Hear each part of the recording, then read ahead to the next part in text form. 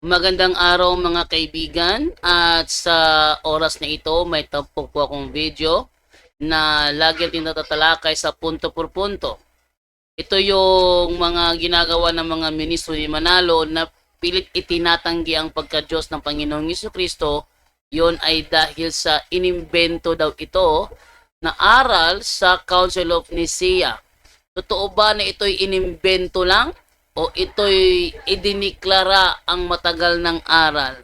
Kaya sa mga bago pa po sa aming channel, please po don't forget to hit the subscribe button at ang notification bell para maging notified kayo sa bawat video na ilalabas ko sa channel na ito. Kaya wag na po nating patagalin. Simulan na po natin.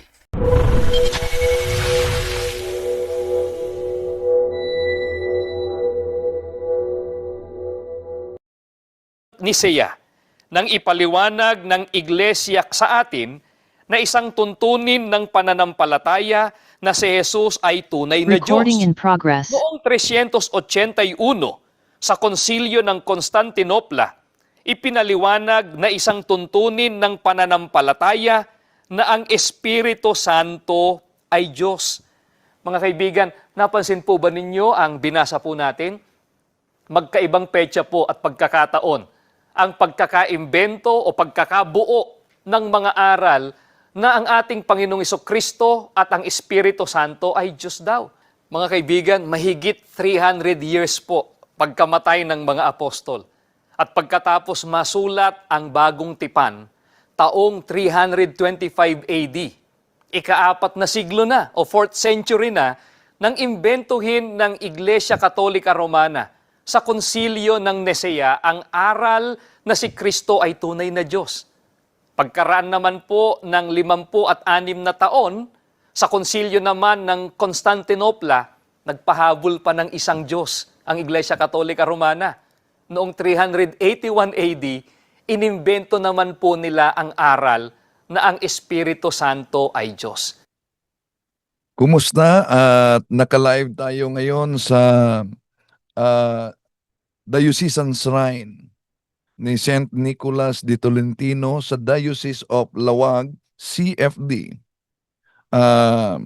Sa pamamagitan ng kanilang spiritual director at chief exorcist ng Naturan Diocese, Father Danny Divaras, at sa pamamagitan nila ni Sis Abigail Pascual at Brother Fernando Nanding Pascual at mga kasama. Samahan ninyo kami mga kapatid at napakinggan ninyo yung paggamit ng ministro ni Felix Manalo sa Aklat Katoliko, Discourses of the Apostles' Creed. Mapansin ninyo na itong aklat na ito ay palaging ginagamit nila pero pinagchap-chap. Pero ito ang katotohanan na ang mga sikta na mariing tumututol sa doktrina ng Santissima Trinidad ay hindi tunay na mga Kristiyano. Kaya invalido ang kanilang baptism. Ang simbahang Katoliko, mayroon tayong kinikilala na kahit nasa kabilang panig at hindi kaanib ng simbahang Katoliko, may tinatawag tayong valid baptism provided na meron yung tinatawag na Trinitarian formula. Pero kung mapansin ninyo ang pahayag mismo ng ministro ni Felix Manalo, mga kapatid, mapansin ninyo ito ang sabi niya, balikan natin. Isang kahangalan po ang doktrina ng tinatawag nilang Trinidad. Ano pa po ang dapat makatawag ng pansin sa ating lahat tungkol dyan, sa doktrina ng tinatawag po nilang Trinidad? Isa pa pong aklat ang aming babasahin, pinamagatang The Discourses on the Apostles' Creed. Isinulat naman po ito ng isang nagngangalang Clement H. Crack. Ganito po ang kanyang sinasabi sa pahina 206. Kaya halimbawa, noon lamang 325 taon ng Panginoon, sa konsilyo ng Nicea, nang ipaliwanag ng iglesia sa atin na isang tuntunin ng pananampalataya na si Jesus ay tunay na Diyos. Noong 381, sa konsilyo ng Constantinopla, ipinaliwanag na isang tuntunin ng pananampalataya na ang Espiritu Santo ay Diyos. Mga kaibigan, napansin po ba ninyo ang binasa po natin? Magkaibang petsa po at pagkakataon ang pagkakaimbento o pagkakabuo ng mga aral na ang ating Panginoong Kristo at ang Espiritu Santo ay Diyos daw. Mga kaibigan, mahigit 300 years po pagkamatay ng mga apostol. At pagkatapos masulat ang bagong tipan, taong 325 AD, ika-4 na siglo na o 4th century na, nang imbentuhin ng Iglesia Katolika Romana sa konsilyo ng Nicea ang aral na si Kristo ay tunay na Diyos. Pagkaraan naman po ng 56 na taon, sa konsilyo naman ng Constantinople, nagpahabol pa ng isang Diyos ang Iglesia Katolika Romana. Noong 381 AD, inimbento naman po nila ang aral na ang Espiritu Santo ay Diyos. Yan. Mapansin ninyo, isang misleading ang paggamit ng ministro sa naturang aklat. Dahil batay daw sa pahina 206 ng Discourses of the Apostles, sinabing inimbinto ang pagiging Diyos ng ating Panginoon Jesucristo at sa banal na Espiritu. At mapansin ninyo mga kapatid, ayon sa ministro, matagal na tapos ang Biblia. Pero tandaan natin, ikumpara nitong mga nagsusulpotang sikta sa ating panahon, tayong mga Katoliko, hindi tayo Bible alone. Meron tayong teaching authority, kaya may konsilyo na magdeklara. Kung ang kanilang ginagamit na batayan, idiniklara ng simbahan, therefore inimbinto ng simbahan, abay, wag na lang nilang tanggapin ang Biblia. Bakit? Nakasulat din ang sa kanilang Pasugo Magazine, ito po mga kapatid, 1951, pahina 27. Ang Konsilyo ng Trento noong 1946 ay nagpahayag na ang lahat na aklat ng matanda at bagong tipan na nasa Bibliang Katoliko ay mga banal at naaayon sa batas. So ibig ba sabihin, dahil nakasulat yan sa kanilang Pasugo Magazine, na ang mga Biblia sa lumang tipan at sa bagong tipan ay dumaan sa deklarasyon ng simbahang Katoliko, kaya pwede bang sabihin ng mga ministro, di dapat paniwalaan ang Biblia dahil imbinto lang ito ng simbahang Katoliko? Di lang yan. Ituloy natin ang pagbasa sa naturang Pasugo Magazine. Ito po ang mabasa natin sa pahina 27. Ang batas ng Iglesia Katolika na mataimtim at maingat na sinisiyasat at tinitiyak ng konselyo ay siya ring nasa mga talaan ng mga banal na aklat na inihayag ng mga konselyo ng Florencia noong 1441, Cartago noong taong 397, Hippo noong taong 393, Laodicea noong taong 363, at ng mga Papa Inocencio noong taong 401, Parmenides noong taong 514-523, Galatius noong taong 492-496, at Papa Damaso noong taong 360. Binasa natin ito mga kapatid dahil sabi nila, pag idiniklara ng konselyo, therefore imbinto lang ng simbahang Katoliko. Kaya ang sabi ng ministro na noong taong 325, dahil idiniklara ng konselyo sa Nicea na ang ating Panginoong Hesukristo ay tunay na Diyos at tunay na tao, at sinundan sa konselyo ng Constantinople sa taong 381, therefore inimbinto daw ang pagkadiyos ng ating Panginoong Hesus. Mali. Dahil may pinutol sila. Pinutol nila, ito ang unang binasa nila mga kapatid. Pansinin ninyo kung iniminto ba ang pagkadiyos. Ito ang mabasa. It was not until 325 Anno Domini at the Council of Nicaea that the Church defined for us that it was an article of faith that Jesus is truly God. And 381, at the Council of Constantinople, it was defined that it is an article of faith that that the Holy Ghost is God.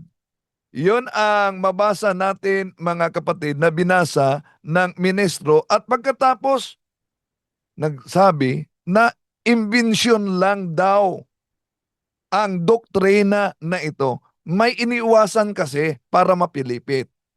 Ito po, kinulayan ko ng kulay pula sa aklat na ito mga kapatid, Discourses of the Apostles' Creed. Kaya ang galing talaga nila na magpilipit sa nakasulat. Ito ang nakasulat. Balikan natin pagbasa ang ginamit ng ministro. It was not until 325 Anno Domini at the Council of Nicaea that the church defined for us that it was an article of faith that Jesus is truly God. And 381 at the Council of Constantinople, it was defined that it is an article of faith that the Holy Ghost is God. O ano ang karugtong? These were new doctrines. Hindi pala bago na doktrina ito. Pero bakit diniklara? Ito ang iniwasan ng ministro. It was only after they were being denied that the church reaffirmed and made clear that what had been taught by Christ and His apostles. O, yan. Nilinaw sa pamamagitan. So, malinaw na iniwasan yan ng mga ministro ni Felix Manalo. Kaya dapat alam ninyo mga kapatid, no? Dahil yun ang palaging ginagamit nila para igiit na imbensyon lang ng simbahang Katoliko. Pero malinaw pala yung iniwasan. Hindi ito bagong doktrina. It was only after they were being denied that the church reaffirmed and made clear what has been, anong turo ng ating Panginoon Jesucristo at ano ang turo ng mga apostol. Ang banal na Trinity, formula sa binyag na itinuturo ng ating Panginoon Jesucristo sa Mateo Kapitulo 28, 19, 20. Kaya, ang hindi Trinitarian formula baptism, invalid ang binyag mga kapatid. Therefore, dahil invalid ang binyag, hindi sila tunay na mga Kristiyano. At daming mga sikta ngayon na hindi talaga Trinitarian, therefore hindi tunay na Kristiyano. Pero ang tanong, biblical ba ang basihan sa Trinity? Dahil ito ang palaging tinutulig sa hindi lamang sa Iglesia ni Cristo na tatag ni Felix Manalo. Kahit na sa saksi ni Jehovah na tatag ni Charles Taze Russell. At kahit na sa MCGI, nakilala sa programang Dating Daan na tatag ni Brother Eliseo Soriano. No? At kung sa mga Muslim sasabihin nila na ang Trinity ay tatlong Diyos daw, hindi yan totoo. Isa sa mga pinagbatayan nila mga mahal na kapatid na di paniwalaan ang Trinity dahil sa Biblia di mabasa letra por letra ang salitang Trinity. Mag-ingat kayo niyan dahil may version na mabasa kung gusto ninyo letra por letra talaga. Baka di na sila updated sa ganyan. Pero kung iyon ang kanilang paniniwalaan na pag di mabasa sa Biblia, di dapat paniniwalaan. Remember, the word monotheism. Yung monotheism, ang paniniwala natin na may iisang Diyos.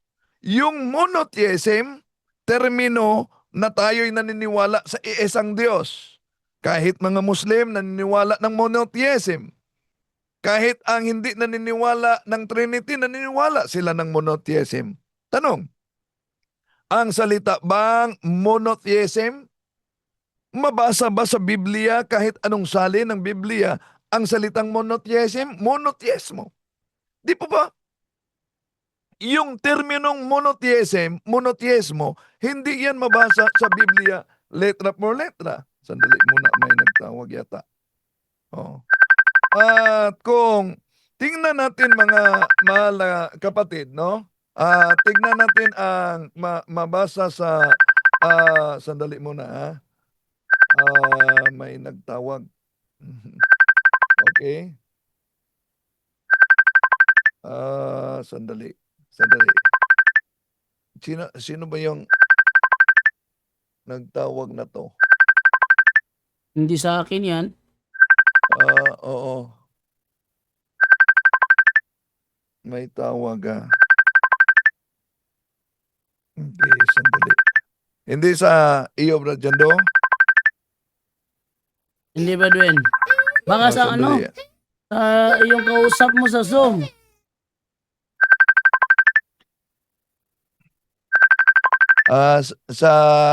Sa inyo ba yan, sis? Abi? Hindi po, brother, hindi po sa amin. Hindi sa Opo. kanila. Hindi po. Okay, sige, salamat. Okay, tuloy natin mga mahal na kapatid, no? So, napansin niyo, meron silang iniiwasan, no? Meron silang pinuputol at pinalitaw na invento daw ng simbahang Katoliko ang Trinity. Ito ang sentro ng ating pananampalataya. Ito ang misteryo ng ating pananampalataya. Pero tandaan natin mga kapatid, na ito'y palaging tinutulig sa mga makabagong heretiko sa ating panahon ngayon. Although meron ng konsilyo na nagdeklara at idineklara ng simbahang Katoliko sa pamamagitan ng konsilyo ang hindi mabagong katotohanan. Hindi yun imbensyon. So, kung tingnan natin sa Biblia, yung konsepto ng Trinity, terminong Trinity, ay talagang napaka-biblical mga kapatid. Maraming talata sa Biblia na nagpatunay kaugnay sa Trinity. At kahit magagamitin natin ang iba't ibang salin, halimbawa kung tingnan natin ang New American Version, ito ang mabasa natin. Go therefore and make disciples of all nations, baptizing them in the name of the Father, and of the Son, and of the Holy Spirit. Yun ang tinatawag na Trinitarian formula na utos ng ating Panginoon Jesucristo. Pero pansinin ninyo mga kapatid, kahit binanggit ang tungkol sa bautismo, binanggit ang tungkol sa binyag, pero nandyan ang konsepto ng Trinidad. Dahil binanggit ang tatlong personas, ang tatlong karakter sa iisang pangalan. Baptize them in the name. Hindi sinabing in the names. Singular name. Not plural names. Pero bakit singular name? Na ngayong tingnan natin, merong tatlong karakter o tatlong persona sa San Mateo Kapitulo 20, 8 versikulo 19. Ano po bang ibig sabihin ng name? Bakit singular? Dahil ang name ay tumutukoy sa kalikasan sa pagka-Diyos. Daniel 2:20, ito po ang ating mabasa. Blessed be the name of God. Tandaan natin, hindi sinabi blessed the name of gods. Singular yan. Blessed be the name of God forever and ever. For the wisdom, power are His. So napakalinaw mga kapatid kung bakit tatlong karakter, tatlong persona, ngunit isang pangalan. Name. So ngayon, isipin natin, singular name ay patungkol sa iisang Diyos. Name of God o God's name. So at ang singular name, napakaloob dyan ang tatlong karakter, ang tatlong persona. Sa San Mateo Kapitulo 28, versikulo 19. Ama, Anak, at ang Espiritu. Therefore, napaka-biblical ang aral sa nag-iisang Diyos na may tatlong personas at ito'y tinatawag sa pamamagitan ng simbahan na siya ang final authority. Unang Juan Kapitulo 3 versikulo 15 na Trinity. Pinakilala ng simbahan.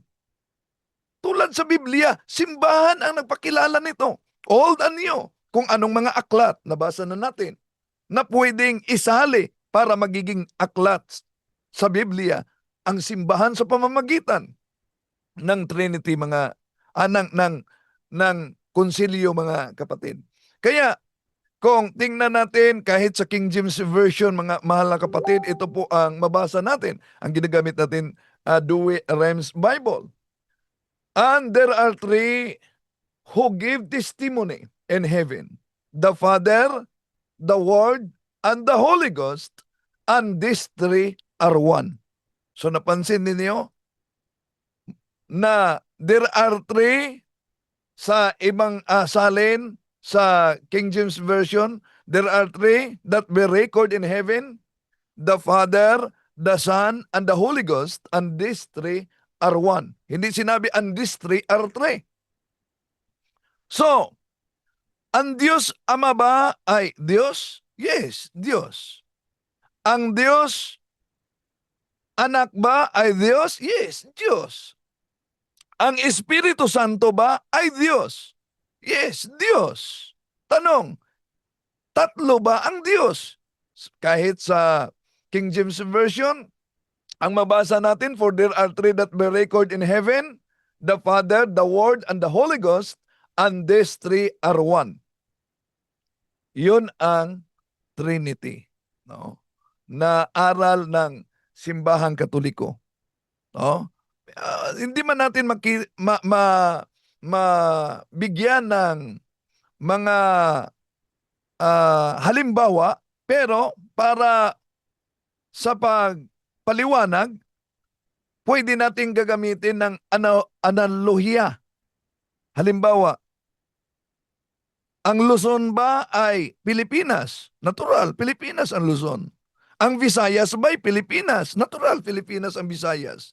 Ang Mindanao ba ay Pilipinas? Natural, Pilipinas ang Mindanao. Ang tanong, ilan ba ang Pilipinas?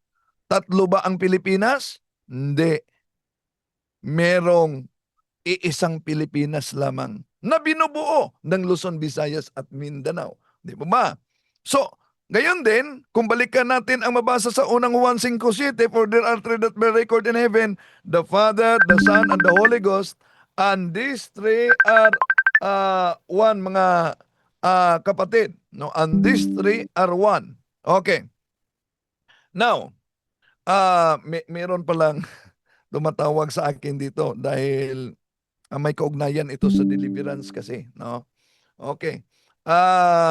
Nandyan ang konsepto ng Trinity. Ang Ama, ang Verbo, no? Ang Ama, ang Verbo, at ang Anak. At ang Ama, Verbo, yung Anak, at ang Espiritu Santo. Sandali muna, i-off ko muna ito dahil ito'y kaugnay kasi sa deliverance, no? Napaka-importante kasi. Pero patuloy muna tayo, mga kapatid, no? At itong Ama, Verbo, ang Anak, at ang Espiritu, yun ang sinabi, and these three are one. Yun ang tinatawag nating Trinity, mga kapatid. Kaya nga, kung tingnan natin ang mabasa sa sandali mo, sasagutin ko muna ito para hindi na hello, di ako makasagot online, online pa ako. Online. Sige, maraming salamat. Okay. Tuloy tayo, mga kapatid, no? Sa ating sa tinatawag na Amplified Bible, ito po ang mabasa natin ay John chapter 10 verse 30. I and the Father are one. Close parenthesis, in essence and nature. Dahil iginiit kasi sa mga anti-Trinitarian, yun bang sinabing ako at ang Ama ay iisa? Ibig ba sabihin na sila ay iisa talaga sa essence sa pagka-Diyos? O yan, makita na natin sa Amplified version mga kapatid. Ngayon, ano po ba ang kalikasan? Ano po ba ang katangian ng Diyos? Merong 8 katangian ang Diyos. Una, ang Diyos ay manlilikha. In English, creator. Pangalawa, ang Diyos ay siya'y Panginoon, Lordship. Pangatlo, ang Diyos ay tagapagligtas, manunubos, Redeemer. Pang-apat, ang Diyos ay makapangyarihan, omnipotent.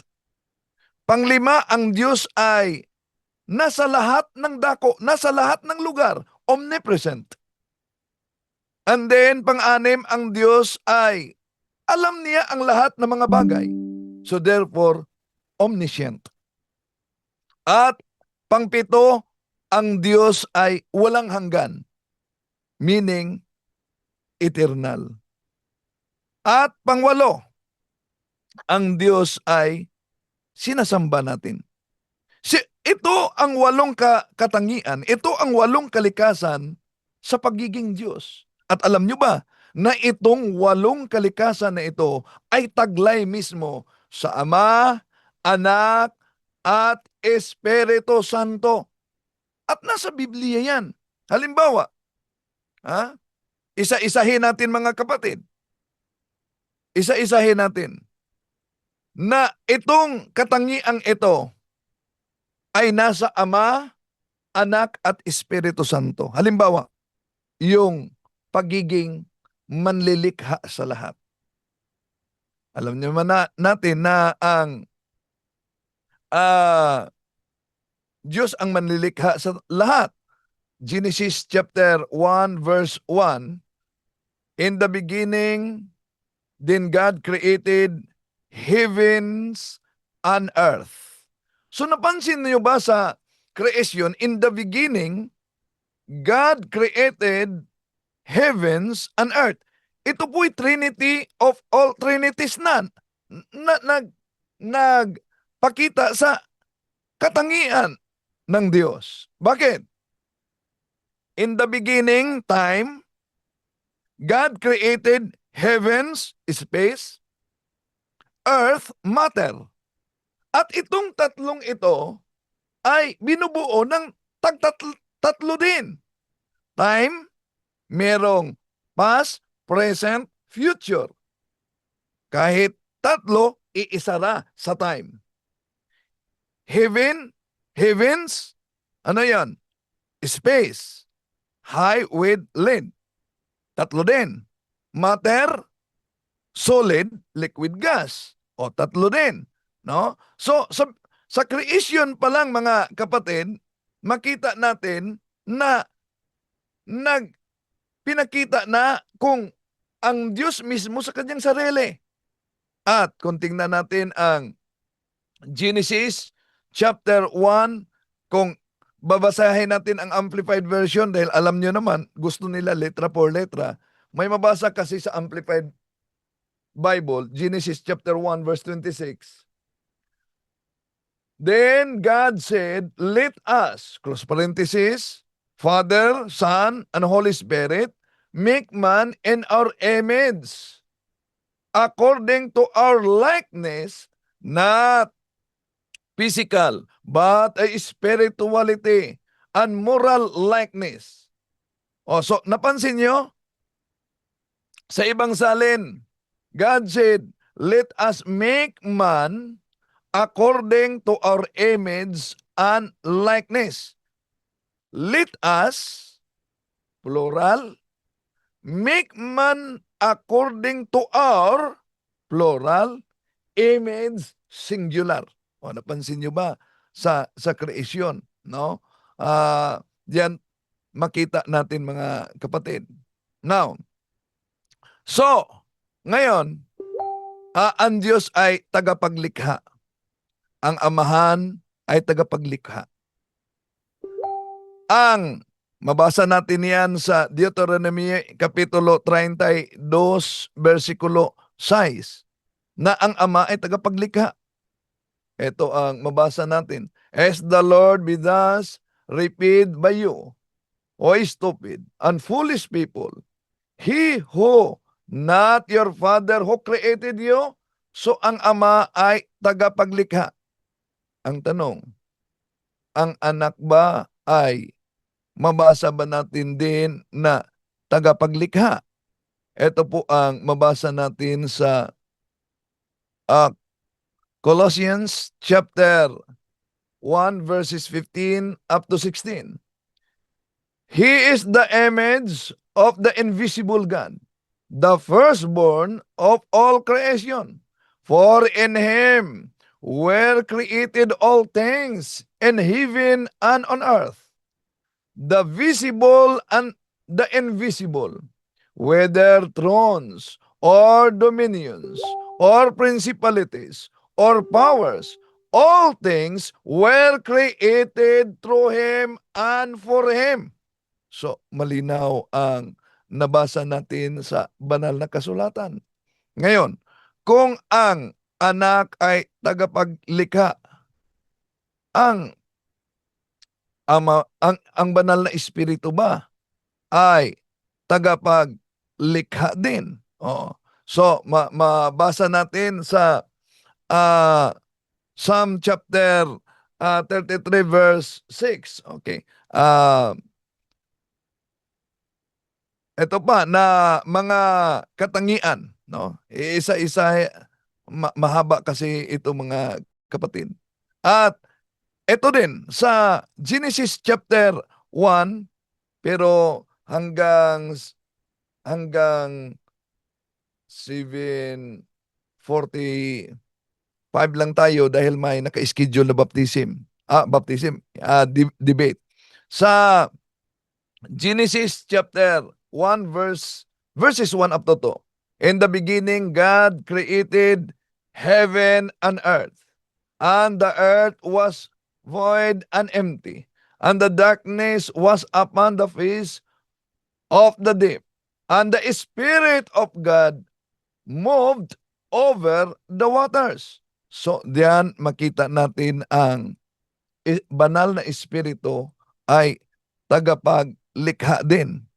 At yun din ang mabasa natin sa Job chapter 26 verse 13, mga kapatid. His spirit made the heavens beautiful, and His power first the gliding serpent. So, diyan sa Biblia, makita natin na ang Ama, tagapaglikha, ang Anak, tagapaglikha, ang banal na espiritu ay tagapaglikha. Ngayon, pangalawang katangian, ang kanilang pagiging Panginoon. Alam naman nating lahat na ang Diyos ay Panginoon. O ang Panginoon ay Diyos. Siya lang ang Panginoon at wala nang iba. Di ba? Mabasa natin yan sa Isaiah Kapitulo 45, versikulo 5 hanggang 6. I am the Lord, and there is no other. There is no God besides me. So, siya lang ang nag-iisang Panginoon. Makita natin yan sa Biblia, mga kapatid. No? Kaya nga, kung tingnan natin ang mabasa sa Deuteronomio Kapitulo 6, versikulo 6 sa Hebrew, Shema Israel, Yahweh Eloheno, Yahweh Echad. Makinig ka, O Israel, ang Panginoon na iyong Diyos ay nag-iisang Panginoon. Hero Israel, the Lord is our God, the Lord alone. Echad, nag-iisang Panginoon. No? So, ngayon, may iisang Panginoon. No? Alam naman natin, Isaiah Kapitulo 63, 16, ang Ama ay Panginoon ng lahat. You, Lord, are our Creator. Tanong, ang ating Panginoong Hesukristo ba? Panginoon din. Malinaw yan sa Gawa Kapitulo 10 versikulo 36. Anong mabasa diyan mga kapatid sa Gawa? Ito po ang mabasa natin sa Gawa 10:36. You know the word that he sent to Israelites as he proclaimed peace through Jesus Christ, who is Lord of all. So, malinaw na ang ating Panginoong Kristo ay Panginoon. No? Ngayon, kung ang ating Panginoong Kristo ay Panginoon, ang banal ba na Espiritu ay Panginoon? Ito po ang mabasa natin sa 2 Corinthians chapter 3 verses 17 up to 18. Now the Lord is the Spirit, and where the Spirit of the Lord is, there is a freedom. All of us, gazing with unveiled face on the glory of the Lord, are being transformed into the same image from glory to glory as the Lord who is the Spirit. So, malinaw ang pagka-lordship ng banal na Espiritu ng Ama at ng Anak. Ngayon, punta tayo sa pangatlong katangian, yung tagapagligtas. Alam naman nating lahat na ang Diyos lamang ang tagapagligtas. At bukod sa Kanya, wala ng iba. Kung tingnan natin ang mabasa sa dito sa Isayas, Kapitulo 43, versikulo 11, ito po yung mabasa natin. It is I the Lord, there is no Savior but me. O, say, it is I. Ang Diyos lang ang tagapagligtas. Now, kung ang Diyos ay tagapagligtas, ay alam naman natin na ang Ama tagapagligtas. Di ba? Di matutulan yan sa Isayas 63:15. For you are our Father, where Abraham not know us, nor Israel to acknowledge us. You, Lord, are our Father, our Redeemer. You are named forever. So ang Ama, tagapagligtas. Ngayon, tanong, kung ang Ama tagapagligtas, ang Anak po ba na ang ating Panginoon Kristo ay tagapagligtas? Kung tingnan natin ang mabasa sa San Mateo Kapitulo 1, versikulo 21, ito po sabi ng anghel, she will bear a son, and you are to name him Jesus, because he will save his people from their sins. So, ang ating Panginoon Kristo ay tagapagligtas sa kasalanan. Ang tanong, ang banal na Espiritu ba ay tagapagligtas ba din? Ito po ang mabasa natin. Titus chapter 3 verse 5. He saved us. It was not because of any good deeds that we ourselves have done, but because of His own mercy, that He saved us through the Holy Spirit, who gives us new birth, a new life by washing us. See? So taglay ng banal na Espiritu ang naturang katangian sa tagapagligtas, mga mahal na kapatid. No? So napakalinaw yan. Ang tanong, yung katangian sa pagiging omnipotent, makapangyarihan sa lahat, all-powerful. Tanong, alam naman natin na ang Ama ay Almighty. Nasa Genesis Kapitulo 28, versikulo 3 yan. May God Almighty bless you and make you fertile. So, ang Ama ay Almighty. No? At yun din ang mabasa natin kahit sa Anak at sa Espiritu. So, malapit na pala ang sa susunod siguro dahil may naka-schedule ngayon na debate mga kapatid. No, ito lang muna siguro ang ating And yung ibang mga katangian na omnipresent, omniscient, omnipotence, tatalakayin natin sa susunod dahil may naka-schedule ngayon na susunod na debate, no? Yun lang tinatalakay natin ngayon ang napaka-importante na doktrina ng simbahang Katoliko. No, ang doktrina ng simbahang Katoliko about sa Holy Trinity, banal na sangtatlo. Okay, balik muna natin nila ni Brad Nanding kung merong mga ilang katanungan bago tayo magtapos para sa nakatakda na debate ngayon.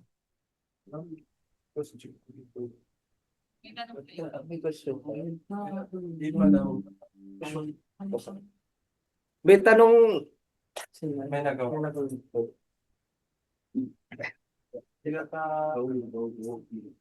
Yes, Good evening, brother. good evening. Sapat ba, brother, ang Apostles' Creed upang ma-defend natin ang ating paniniwala laban sa mga bumabatikos dito? Okay, maraming salamat kapatid sa katanungan kaugnay sa Apostles' Creed. No, ang Apostles' Creed natin ay the 12 articles of Christian faith, no? At hindi lang 'yan na basta binibigkas natin, kundi iyo'y nagpakilala sa ating pagiging Katoliko, no? Dahil ang Apostles' Creed ay pinatuluan yan ng dugo mismo ng mga sumasampalataya sa Apostles' Creed. I believe in God, the Father Almighty, Creator of heaven and earth. No? Yeah? So, itong article na ito, the 12 articles of Christian faith, alam niyo, na palagi nating sinasambit tuwing Sunday. At minimemorize ng mga bata sa katekism. At sinasambit natin pag tayo'y magsagawa ng Holy Rosary, no? Pero alam niyo ba na pagsambit natin sa 12 articles na I believe in God, hindi lang natin ni-recite yung White Ray. Kundi ito'y pagdeklara sa digmaan laban sa kasinungalingan. Bakit? Dahil yung 12 articles of Christian faith, bunga yan sa deklarasyon ng iba't ibang konselyo ng simbahang Katoliko dahil sa paglitaw noon ng iba't ibang mga erehe. So, ibig sabihin, nang idineklarar natin yan, you are declaring war on lies. You are aligning your soul with 2,000 years of saints, martyrs, and defenders of the faith. So, the Apostles' Creed declares the truth exists. The truth is a person. And we believe in Him. Oh? Kaya, napaka-importante ang pananampalataya kung mabasa natin sa Romans chapter 10 verse 9. If you confess with your mouth that Jesus is Lord and believe in your heart that God raised Him from the dead, you will be saved. Yan. So, ibig sabihin, nang idineklarar natin ang Apostles' Creed, idineklarar natin ang ating pagdepensa, our defense against error. Bakit inulit-ulit natin? Because the creed is our armor. The armor in the word of confusion. In the age of relativism. At sa paglitaw ng mga iba't ibang sikta sa ating panahon. Itong Apostles' Creed ay nagpakilala sa atin identity as Catholic. Yun po, kapatid. Okay, next question. Last daw po, bro. Yes? Hello po, brother. Last question lang po. Question for clarification lang po, fathers. Ay, brother, since sabi po kanina, yung Holy Trinity po is there is oneness between the three. So, yung qualities po ba ng tatlo, which is yung God the Father, Creator, yung God the Son is the Savior, and God, the Holy Spirit, the Sanctifier, yung qualities po ba na yon dun sa isang persona, napupunta din po ba yung qualities na yon sa dalawa pa po? Like, if yung God the Father is Creator, does it make the Savior and Sanctifier the Creator din po ba? Kasi medyo confusing lang po yung statement na po na yun kanina. Okay, yung iba pang mga katangian, tatalakayin natin yan sa susunod, no? Ang katangian. So binanggit natin kanina, yung mga katangian na una, ang pagiging Redeemer, no? Savior, taglay yan sa Ama. Taglay din sa Anak. Taglay din sa Banal na Espiritu. Binanggit natin ang nakasulat dahil may iisa lamang na tagapagligtas. Isaiah Kapitulo 43, versikulo 11. It is I the Lord, there is no Savior but me. At binanggit natin na kung ang Ama ay Redeemer, Isaiah chapter 63, verse 16, ang anak din ay binanggit na Redeemer, Mateo Kapitulo 1, versikulo 21. At ang banal na Espiritu ayon sa Titus chapter 3, verse 5. So, yung ibang mga katangian, ipagpatuloy natin yan sa susunod, kapatid, dahil may naka-schedule na debate umano sa punto por punto. Albert Wendell, ang debate 8:30 pa naman. 8:30 pa. Sura, patutunayan. 8:30 pa ang debate. 8:30 pa. Sino ba mag-debate ngayon? Si Jared Almasora at si Peter Pendon. Okay. Anong paksa? Patutunayan na daw ni Jared na ang mga rebolto ng mga santo ay hindi Diyos-Diyosan. Negative ata. O negative nga, yun na nga. Kahit kung baguhin, ayaw nang baguhin ni Jared. So affirmative must be always Tunayan. yung tinatawag na proposition must be always affirmative, no? Okay. So siya mahaba kasi ito kung tatalakayin natin yung iba pang mga katangian dahil 8 katangian ito, mga kapatid, yung omnipresent, omniscience, omnipotence, no? At ito'y taglay sa 3 persona sa iisa lamang na essence na pagka-Diyos.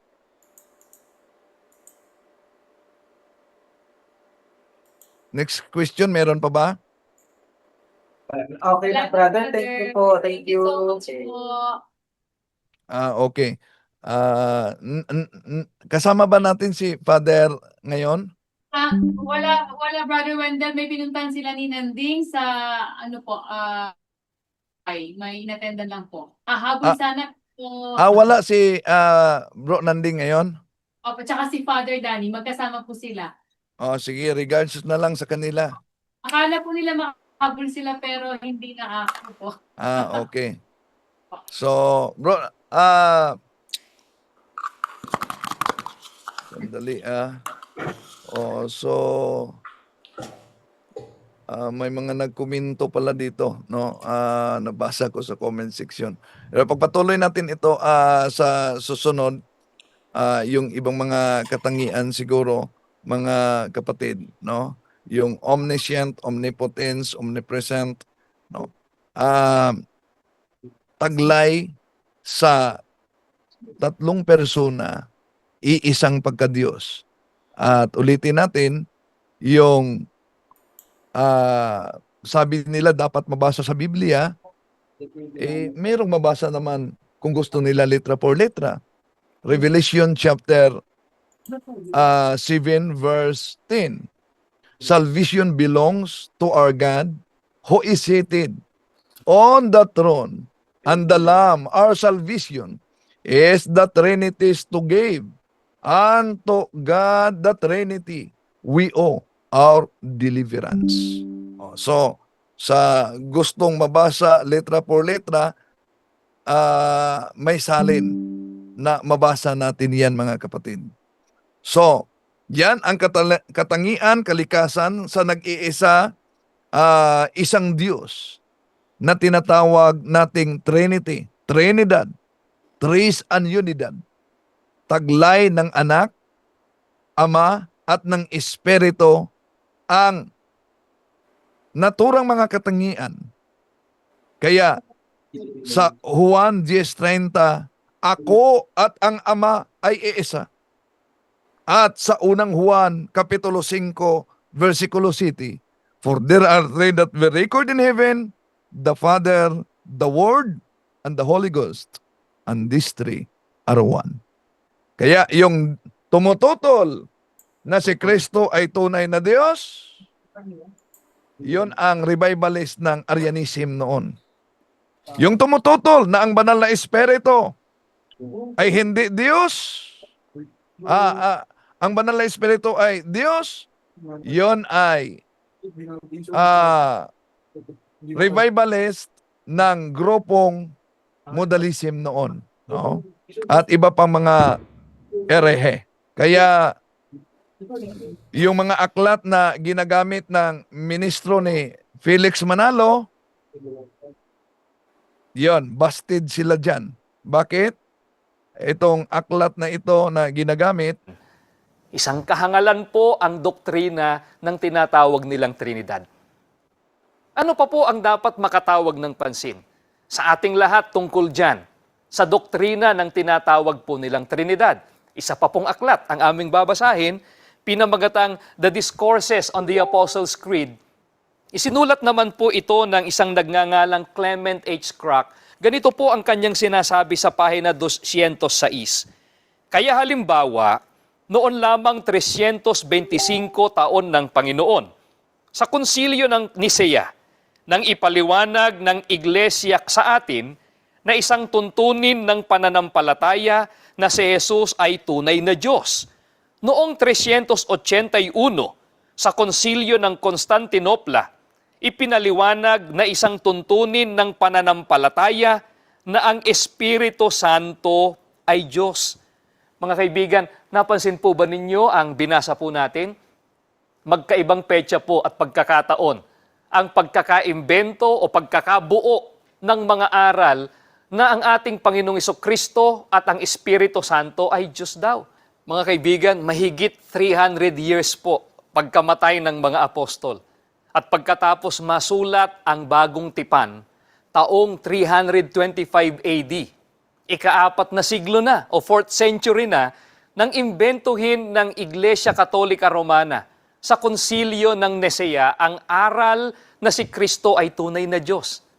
Pagkaraan naman po ng 56 na taon, sa konsilyo naman ng Constantinopla, nagpahabol pa ng isang Diyos ang Iglesia Katolika Romana.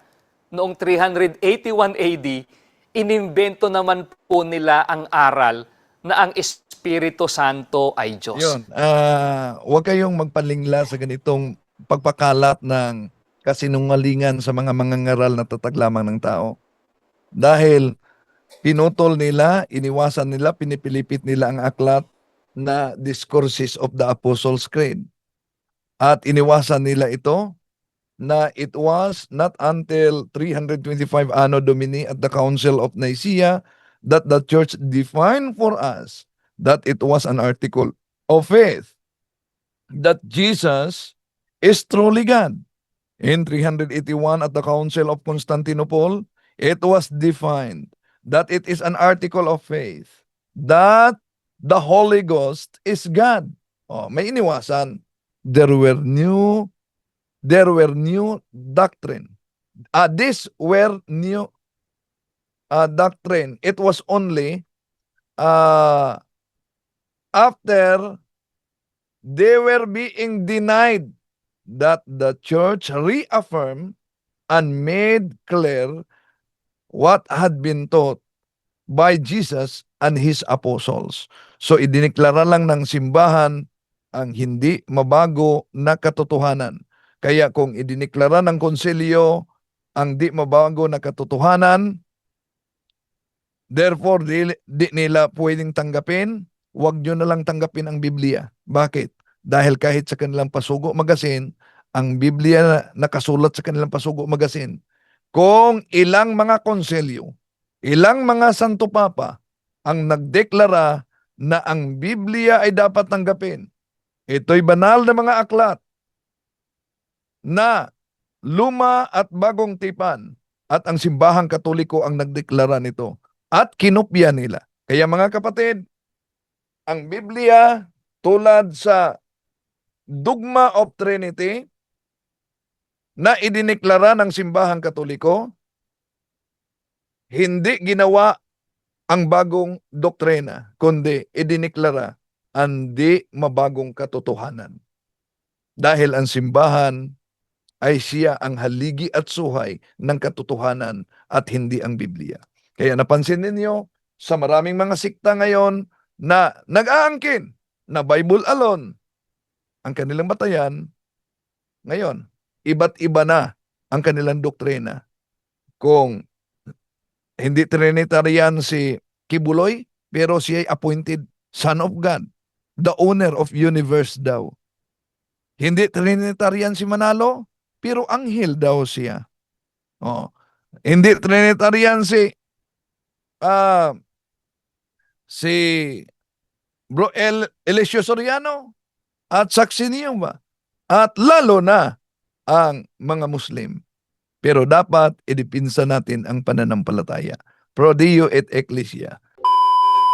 Ayun po, so nasaksihan po ninyo ang pagtalakay ni Brother Wendell pagribat sa nakakasawang salaysay ng mga ministro ni Manalo na may kinalaman sa pagka-Diyos ng ating Panginoong Jesucristo.